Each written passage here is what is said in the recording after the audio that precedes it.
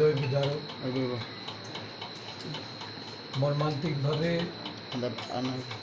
এক দুর্ঘটনায় অভিজিৎ দেবনাথ এবং তার ছেলে অভিরূপ দেবনাথ দুর্ঘটনায় পতিত হয়ে অভিরূপের অকাল মৃত্যু হয়েছে। আমরা গভীর মর্মাহত। আমাদের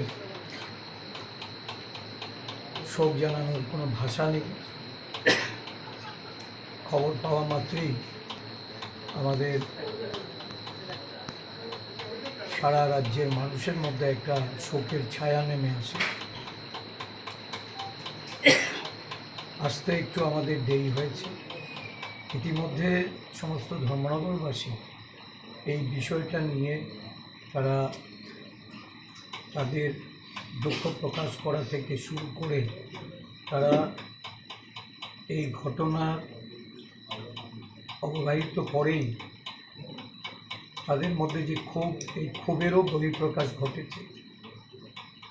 আমরা পরিবারের প্রতি সমবেদনা জানানোর জন্য আমাদের মাননীয় বিধায়ক উনি এখানে ছুটে আসেন। আমরা সকলেই এই পরিবারের পাশে আছি। এই ধরনের দুর্ঘটনা থেকে আমাদের শিক্ষা নিতে হবে। যারা সরকার পরিচালনায় আছেন, কেন দুর্ঘটনা ঘটার পর যারা এর জন্য দায়ী বা তাদের দোষী সাব্যস্ত করা হয়, যে পরিবারের কোল খালি হচ্ছে।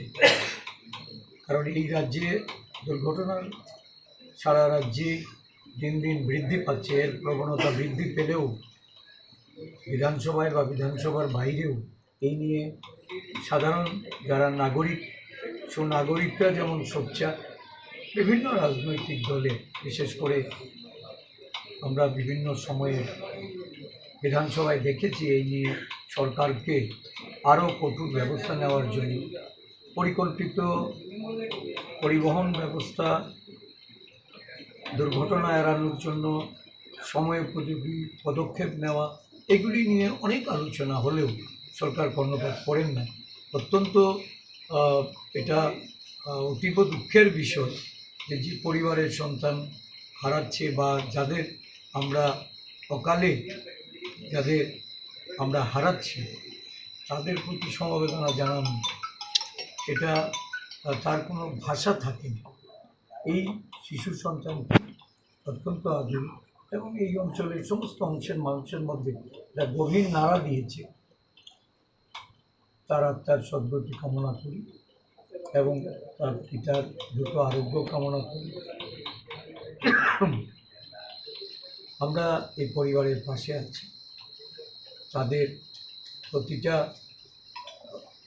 যে তাদের যে সমূহ ক্ষতি হয়েছে এটা অপূরণীয়।